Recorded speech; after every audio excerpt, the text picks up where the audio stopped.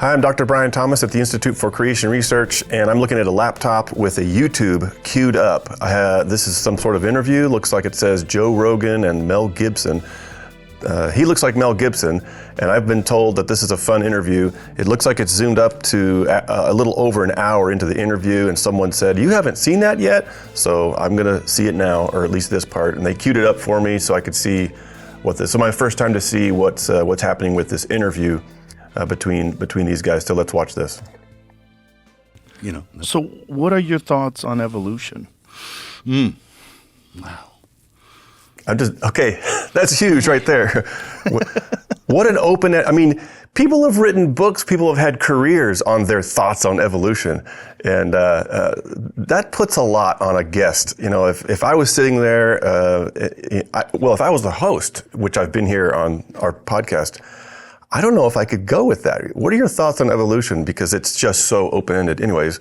And then look at Mel, he's sort of stumped. He's like, wow, And I don't blame him because that's so open. It's so open-ended. What do you mean by evolution? That's the first question to be asked. What do you mean by that? Because different people have different definitions. On the one hand, people say, look at this fish. It's got a different coloration to it. So boom, there's evolution in action. And other people say, well, look, you have ape fossils and they turned into humans. So you morph between completely different creature kinds, and that's evolution. And other people say, well, actually those apes which evolved into us, they came from fish. So fish turned into people, and that's evolution. Well, a fish changing a color fits the creation idea if God made it to change color. But fish turning into people, that's a different. So first we have to define what evolution means in this context of this conversation. And I'm going to take a guess that we're not going to go, that they're probably not going to define what they mean by these terms. So let's see. Chin scratching. The Darwin thing? Yeah. I don't really go for it. No? Yeah. Ice Age, dinosaurs, So you could tell he doesn't, I think maybe he's became extinct at some point. It looks to me I don't like think I was some kind of he wants to say, I don't believe I came from fish. And but he feels like he's going to get the weight of the world on his shoulders saying, here I am on this podcast and I admit that I don't believe in evolution. I'm going to get pounced on. And so he's really reticent to say it. But hey, kudos to him. Because it actually doesn't make sense. Like, we came from fish. If that's the whole Darwin thing that he's referencing, then he's got more common sense than my professors had. And way to go, Mel. No? Yeah. Ice Age, dinosaurs, what did they turn into? Things became extinct at some point. I don't think I was some kind of legless thing that crawled out of the ocean. I don't think I came from that. Okay, so that's exactly what I was saying is I don't think I came from fish that turned into something else that crawled out of the ocean. And boy, that's really cool because he's got his brain turned on. I think a lot of Americans agree with Mel on this, and I think it's because they haven't had their common sense beaten out of them by the education system like I did. I think I was created. Do you think other things were legless things that came out of the ocean? Do you think like multi-celled organisms came out of single-celled organisms and there was some sort of a natural selection and random mutation and it led to everything else but us? Sure, look at gain of function. Right. You can make stuff happen. Mm-hmm. And I'm sure stuff did happen. But I think it's all part of creation. I think it's all ordered. I think anything left to itself without some kind of intelligence behind it will devolve into chaos. And so that there has to be some big intelligence that orchestrates everything. Not that we don't have chaos in the world, but I think that's our own making. I'd have to rewind that. I guess I don't have time for that, but I feel like he's saying talking out of two sides of his mouth. So he's agreeing with Joe that, sure, things changed, and but now he's saying they changed for the worse. Typically, things change for the worse, and it takes intelligence to make it all, to add organization, to add information, to make it go the opposite direction of chaos, which is the direction things do go if left to themselves. I think he's totally right about this, but I feel like he may have been caught a little off guard because he may not have a fully developed apologetic for all these things. But for what he's pulling together, I think it makes a lot of sense. So, well done. But what do you think separates us from all the other creatures? Wow. I think we have a soul. We're created with a soul. And, I went to a restaurant last night. It was a steakhouse in Austin. And it was interesting because all the pictures on the wall are pictures of animals that look resentful, like cows and steers staring at you, looking angry as you rip into a steak. But I just believe we are higher than those creatures because we have a soul, we have an intellect above theirs, and we aspire to higher things. We have aspirations, right? And this is part of why people drink and smoke and do dope and all this kind of stuff, is because they're looking for a spiritual experience. They're looking for, like they actually call alcohol spirits. I mean, right. They're looking for something higher. And I think we all have that yearning in that we want to be happy, and we want to be at peace, and we want everything to be hunky-dory. So there's this yearning inbuilt in all of us for that, to aspire to something greater. And that's why we're inspired by stories, I think, because it's like, hero stories. This makes sense to me. And I think about the question itself, and Joe is saying, what do you think separates man from the rest of the creatures? And that very question is not a question that any of my evolutionary professors asked. They only asked, let's look at the similarities. What is similar between you and the apes? We never asked what's the difference, because if you do ask the question, what separates us humans from animals, there's a long list that you can populate if you just think about it. Like, only we use language. And what he's saying, only we aspire. And I would say only we think about thinking. Only we are equipped with everything we need to have a relationship with God, ultimately. But then his background, of course, is storytelling. My background is science, so I would say only we are equipped with the mental capacity to investigate causes and effects. And he's a storyteller by trade, from what I've heard. And so he's, of course, saying this is why stories resonate with all of us. And so all these different aspects really should convince us that we are not animals. And I found myself in a conversation with 4 tier 1 dudes, all of who did something extraordinary. And it was that Tom Slattersley guy. It was the Black Hawk Down guy. There was Sean Ryan, you probably heard of this guy. Friend of his. Yeah, right? Yeah. There was a guy called Christian Craighead. And the one guy I ended up talking to was an SAS guy, British SAS. And he just looks like a bank teller. But he did something extraordinary and incredibly brave, and with no regard for himself, only regard for other people. And it was like, whoa, you hear these stories, and it's sort of just like, it pumps you up. You think, could I do that? Could I be that person? I don't know if I could. I don't, in a way, I don't even want to ever find out, because you have to be in an extreme situation. Right. But hearing about other people and how they behave in situations that are difficult is very inspiring. So, it's, there's so many of those stories around, and through history. Well, that's another unique thing about human beings, is that we learn from others in a very extraordinary way. Mm-hmm. And that's one of the reasons why we like stories. Yeah. Why we like myths and fables, because there's lessons you can apply to your own life without having to actually go through those things. Yeah. That's a great point. And it's not a point that I ever was taught or thought about or was encouraged to think about when I was being indoctrinated with evolution, is that very unique human difference where we, like animals can learn by being trained, but we can learn by just listening to the story of what happened to someone else.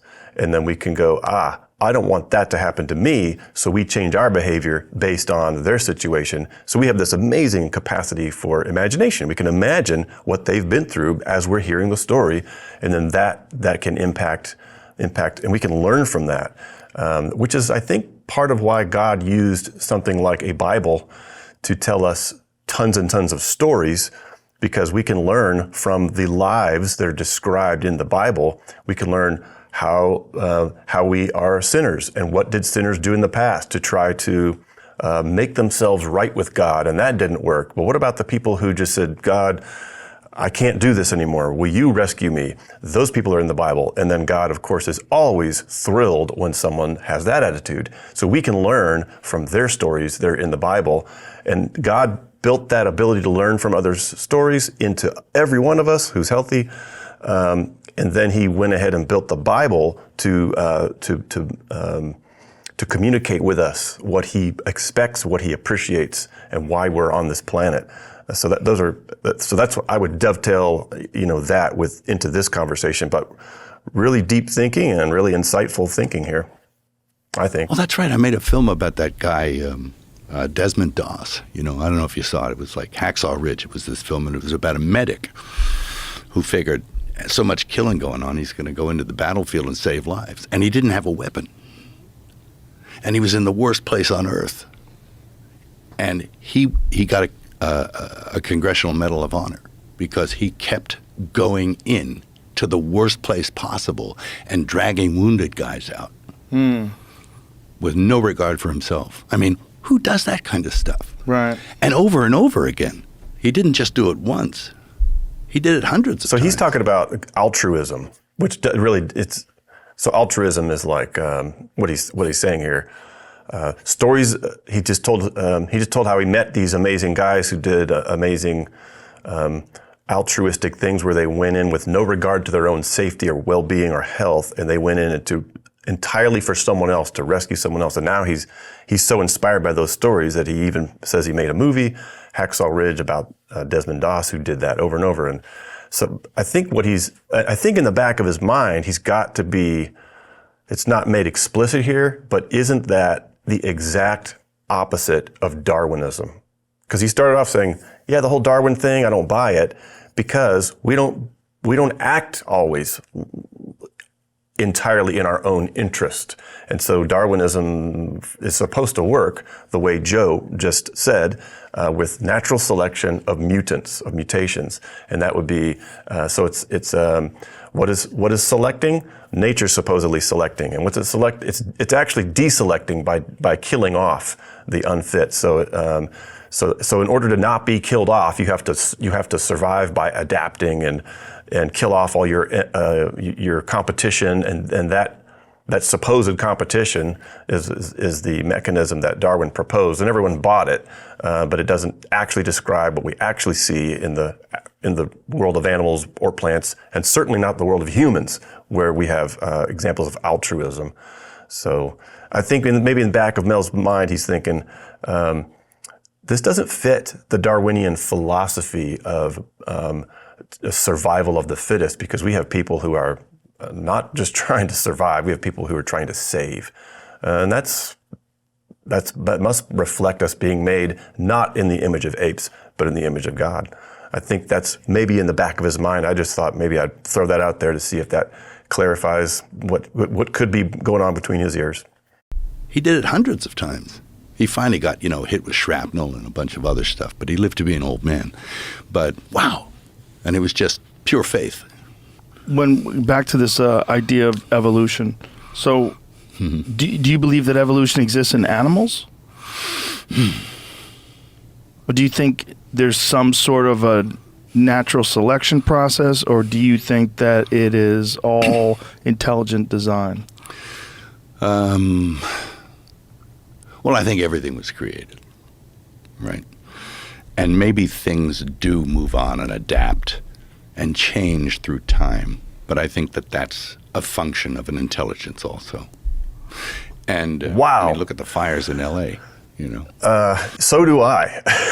I think things were created because they can't, they could not have arrived at the exact precision and interaction of multiple parts that all have to be together at the same time and in this exact way, and at multiple levels, from the DNA to the gross anatomy, all at once, or it doesn't work. You can't get that level of engineering unless someone actually engineers it.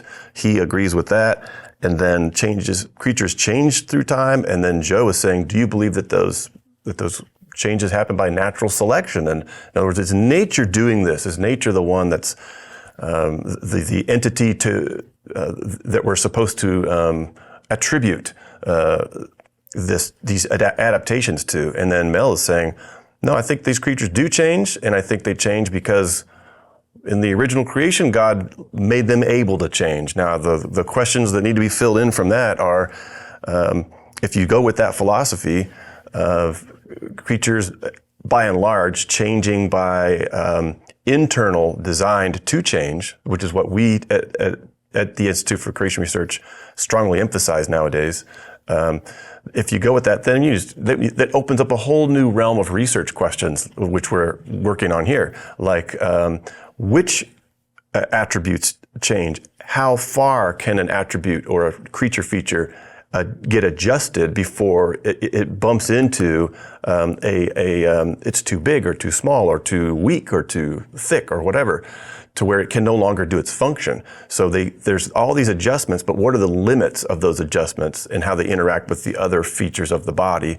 But we do see these creatures adjusting, and then they adjust back. So they're oscillating. Like the size of a bone can be smaller and larger and smaller and larger in multiple generations, but it's still a fish, or it's still a person, or it's still a whatever the creature is, plant or animal. It doesn't lose its essential core identity while it's adjusting. And how, has he been reading our stuff? I kind of doubt it, but I can only imagine that if he were to read our Acts and Facts articles and about our research, he would find some evidence to support what Mel is saying here. It's also, and look at the fires in L.A. You know, what's that going to do? It's going to give me a new house. You know, maybe, and or a new place to live. Yeah, something. Yeah, I'm just not totally convinced. I feel it in my and I can't really. I'm sorry, I can't intellectually tell you why I don't believe in evolution, but I don't. Well, I just helped you out. And I sensed that he knew this, but he just couldn't defend it, with a background, because he hasn't had time to study it or the inclination to study it, like we have here at the Institute for Creation Research. It's encouraging to me to see that people still think rationally, and they just go with what seems to make sense at a gut level, and it's encouraging because this creation-based thinking, not only does it make sense of the actual world and it's the high level of design, but it also exactly matches with what the Bible teaches. And so if the Bible's right about creation, now if I was the interviewer, I might ask the next follow-up question: if the Bible's right about creation, then what else is the Bible right about? You know, and then I would take the conversation that way, because it's vitally important. It's more important to talk about where are you going to live after you die, and where are you going to stay after you die? Are you going to have to live forever in punishment, suffering the consequences of your own sins, or are you going to live forever in paradise, having accepted Christ's payment or absorption of your punishment for your sins? Because he took on the penalty for my sins, and all I have to do is repent of my sins, turn from that whole life, and then trust in him and that's what the Bible teaches. That's what the whole New Covenant is all about, the New Testament. And so if the Bible's right about creation, it's right about the history, it's right about what it says in practical, everyday, like historical matters, then we can have more confidence that it's right about what it says about my own heart. And that's where I would take the conversation. But it's really neat to see that this, that this topic has come up in an open-ended way, like just what do you think and how? And so and for this Mel Gibson to feel enough freedom within this conversation to tell us what he really thinks and to admit that he really can't defend it at an A to Z level, but he feels open enough to express what he really believes. I think his voice. I think there's millions of Americans who would say something like what he's saying, and so that what they don't know necessarily when they say that is that exactly overlaps with what the Bible teaches about creation. But from the beginning of creation, Jesus said in Mark 10:6, God made them male and female. So we came from creation, not from evolution. And even the adaptations that creatures have, that came from creation too, their ability to adapt. This is a pretty amazing interview. It's just a feeling. I don't think I was some ape, or I don't think my ancestors were. I think they had to be pretty smart to survive. So what do you think all these pre-human hominids are that they keep discovering? Now, I don't think I came from an ape. Follow-up question, what do you think all these pre-human hominids are? So this reminds me that I think there's a bifurcation fallacy going on here, where it's either these fossils of hominids are evidence for evolution, or you have to deny these facts that they're evidence for evolution. But that's a bifurcation fallacy, saying these are your options. It's either this or that, when in fact there's a third option. Which is that these hominids, I keep putting it in quotes in my mind because the word hominid, the definition is humans plus those creatures that evolved into humans. So evolution is baked into the very definition of the word. I hate using the word for that reason.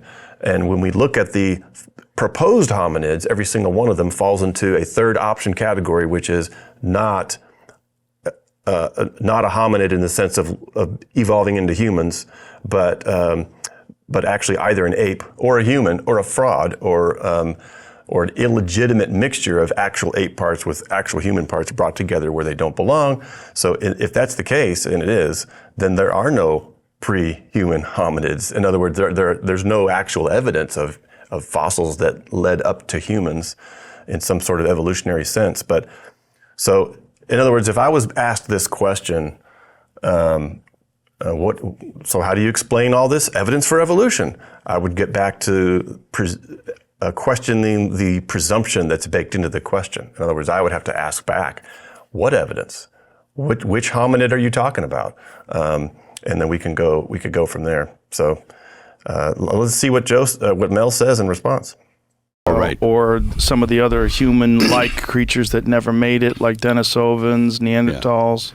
Yeah, stuff like that. Okay, well, they've got something called Zinjanthropus. You remember him? No. Zinjanthropus, man. And he was like, he looked kind of like this. But he was like, they looked at it, and they did some core samples on it, and it was put out there by people advocating evolution, and they discovered that it was a human skull attached to the jaw of an ape. Oh, I do remember. So it was a hoax. Yeah, there's been some hoaxes. Yeah. Australopithecus. There's a bunch of different, the Lucy. Australopithecus. One guy says Australopithecus was a hominid and it was becoming human, and it's a pre-human because it was a walking ape. But another evolutionist looks at the same fossil and says everything about this fossil was ape from A to Z, from its head to its toe, ape. So what are you going to, whose word are you going to go with? You can pick whichever one you want to, basically. So why pick a creation-friendly interpretation over a evolution-friendly interpretation? So we either need to pick who we're going to trust on these things, but you can't say that there's a consensus on any of these, and because there isn't. So anyway, he's presuming that Australopithecus, which is Lucy's kind, he's presuming that that's de facto, proof or evidence or fits human evolution, but actually the data fit the creation model by just having a dead ape. It was just a dead ape, and that has nothing to do with evolution. God created apes. Some of them had gone extinct, like Mel said. So anyway, it's good that they're having this conversation and bringing it up to the fore. But yeah, I think I would love to see this conversation go in the direction of, why are we assuming these things about these fossils? Let's drill in further. What led you to that conclusion? I'm hearing this, but why are you sure that that's the case? The Lucy skeleton. There's a bunch of different pre-human hominids. Yeah, maybe they were monkeys. I don't know. Yeah. Maybe they were monkeys. They were. Some of them were apes, though, we would say, like Australopithecus. They're similar to us, just not where we are. Yeah. They're on the road to becoming what it means to be a human being. Yeah, I don't know. That's a story, and we've all been told it. It's been illustrated in movies. It's been told us over and over. It's a fact.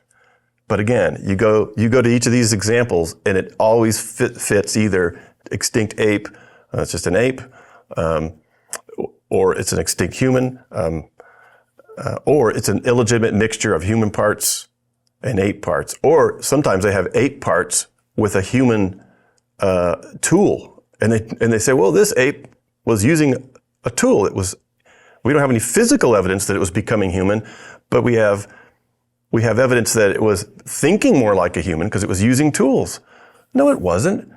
The tool got thrown into the same bone pit that the dinner got thrown into. So, is another interpretation. Why don't we consider that one? So, man, this human evolution is probably the number one most persuasive argument for evolution in general, and it's a shame because the evidence is so creaky and shaky. Yeah, I don't know. What do you think those are? I don't know. They could be animals, or they could be like, look at today. I mean, you can get some mosquito can bite you, and your kid can be born with a malformed skull or something. It's like, they have those, Yeah, but this is like... So Mel is saying maybe they had diseases that affect the shape of your bones. Maybe they had those back then. Do we have that today? Yes. Could they had that back then? Yes. Like a genetic thing, like they've mapped the genome of these creatures. Oh, they have? They're different. Yeah. Well, I don't know how to explain those, Joe. I don't know. Oh, and then he just throws the word genetics. Man, that's a can of worms. Like, what genetics? Are we talking about the Denisovan DNA or the Neanderthal DNA or the chimp DNA? I know it's common for evolutionary defenders to say genetics. And they just throw the word out there like genetics has proven that we came from apes. And I guess that comes from this meme that's been made popular. It's actually fake news that chimps and humans are 99 or 98% genetically identical. They're not. That number was put out there before the genomes were even sequenced. Now they've been sequenced, and we can compare the regions of the genes that are of the genomes that are actually even comparable. And of those regions, that are close enough, similar enough to even compare, that's 84% max. And our scientists have done that research, as well as scientists elsewhere. Anyway. So yeah, genetics. Let's talk about genetics, but it's going to be a long and separate conversation. But the upshot is, how do you get, let's say, 84% similarity means 16% difference. There's hundreds of millions of new codes that have to be specifically changed so that they will interact properly with the rest of the codes that build out a chimp body Now, need to all be changed all at the same time so you can make a human body, because you can't do it piecemeal, or you'll end up with a monster that won't function. So anyway, again, the genetics point to creation in strong ways that we could talk about. But you do think that human beings were created by Sure, God? I do, yeah. When do you think that happened? When? Oh, probably, and not that long ago. Really? No, not really. Like, what do you mean by not that long ago? Probably only about 8,000 years ago. Really? Yeah. So what do you think things like Göbekli Tepe are when they find these constructions that are dated, carbon dated to 11,000 plus years old? I question carbon dating. Really? Yeah. Well, that makes things a lot simpler. Well, yeah, there's a lot of money in claims, and I don't know. Real Water. Water's there. Yeah. And by carbon dating, I wonder if he even means radioisotope dating, which is a much broader category that includes dating rocks. Maybe he's talking about dating rocks instead of just dating artifacts, with radiocarbon dating specifically.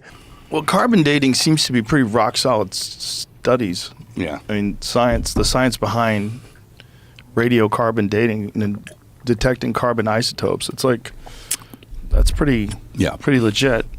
So he's trying to be like, why would you doubt something that's fact, but being gentle about it? Oh boy. The issue's so complicated, but I think Mel is right in thinking that there may be assumptions going on. There may be motivations other than just raw facts that go into assigning an age. And then Joe is right in the sense that they can detect the isotopes with great precision.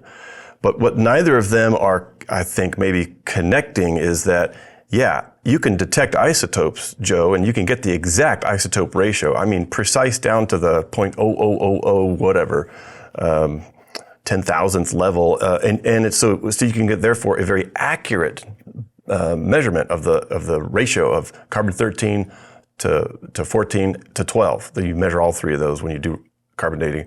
So it's really precise, really accurate, both. But to convert that into an age is not the same thing, because you have to plug those numbers, those isotope ratios, into a formula, and the formula has assumptions like how much of each of these isotopes was there in the beginning when this creature died. No one knows, so you have to backfill that assumption with some fake number because you weren't there to measure it back then, and other assumptions go into it. And so Mel is like, it's not all as straightforward as we're led to believe. And then Joe was like, but the measurement is straightforward. So I think they're both onto something. And so sometimes the radiocarbon dating works. How do we know? Because we can fact check it with artifacts that are buried in the same layer as the carbon containing item. So let's say you bury grains. Let's say you measure radioisotopes from grains of wheat that are in this archaeological layer, and then there's a coin there in the same layer, and the age of the wheat, the carbon age, matches the age that we know from records of when this king, whose face is on the coin, lived and died. There's a match. But in many, many cases, it's a mismatch. And it turns out that systematically, the older you go, the further back in time you go, the older the carbon age is from the historical age, and it's a systematic lengthening of carbon years to historical years. I mean, I know that because I study the literature and I follow these things, but these aren't scientists, so I wouldn't expect them to know. But man, they're on the edges. They're on the edges of trying to understand from what bits. It's like, look, it's like Joe has got his hand on the side of the elephant going, elephants are giant walls. And Mel's got his hand on the trunk going, no, an elephant isn't a wall. An elephant is a giant thick rope. And I want to take them both and back up and say, look, guys, take the blindfolds off and say, this is the elephant. It's radiocarbon dating, and it works for some artifacts, but you get too far in the past, it stops working. And the elephant is it's this whole big picture where you have accurate isotope ratio measurements, but you have inaccurate date assignments because you have to feel the ear. See, here's the ear. It's a big sheet, but that's not the whole elephant. This is you also have to backfill the assumptions with something, so you can actually kind of get out whatever you put in to a large degree with these isotope dating systems. Yeah. I don't know. I can't square it. Yeah. Well, you don't have to. And I don't have to. And Yeah. what I can. difference is it going to make to me? I just squared it, I think, maybe. I don't have to. And Yeah. what difference is it going to make to me? Yeah, that's the thing. It doesn't make a difference in terms of your experience in this life on Earth. No. Like you can have your faith and your ideas and live a great life from beginning to end, and it might not suit you to really ponder evolution and all the puzzles and problems. No. It doesn't. Yeah. And I just I look at all sorts of stuff like that. You can live your whole life on this earth, is how he put it, and it doesn't really matter. You could believe this, that, or the other, but everything in this life, especially talking about what Mel mentioned in the first part of this clip, which was our longing for peace and to matter, our longing for something else. But that something else is not in this world. It's not in this life on earth. We can't find it down here. It's outside of this earth. It's outside of this life. It's in the next life. It's within a relationship with God.